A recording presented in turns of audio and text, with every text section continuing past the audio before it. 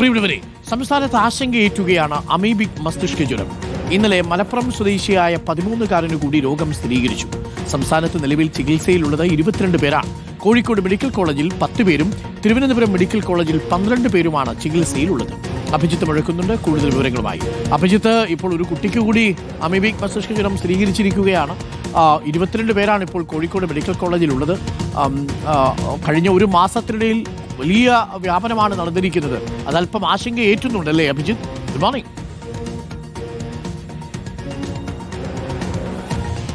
Doctor Arunkumar, good morning. ആശങ്കയേറ്റുന്നുണ്ട് എന്നുള്ള കാര്യത്തിൽ തർക്കമില്ല. കാരണം മുൻപൊക്കെ നമ്മൾ അപൂർവമായി മാത്രമാണ് അമീബിക് മസ്തിഷ്ക ജ്വരം ബാധിച്ചു എന്നൊക്കെയുള്ള വാർത്ത കേൾക്കാറുള്ളത്.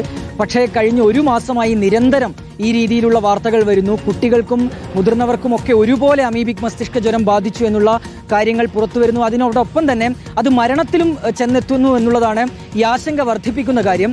നിലവിലിപ്പോൾ സംസ്ഥാനത്ത് 22 പേർ അമീബിക് മസ്തിഷ്ക ജ്വരം ബാധിച്ച് ചികിത്സയിലുണ്ട്. അതിൽ 10 പേർ കോഴിക്കോട് മെഡിക്കൽ കോളേജ് ആശുപത്രിയിലാണ്, 12 പേർ തിരുവനന്തപുരം മെഡിക്കൽ കോളേജ് ആശുപത്രിയിലാണ്.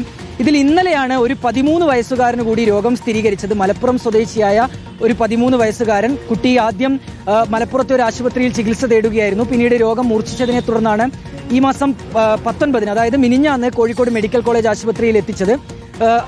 പരിശോധന നടത്തിയപ്പോൾ അമീബിക് മസ്തിഷ്ക ജ്വരമാണ് എന്ന് കണ്ടെത്തുകയായിരുന്നു.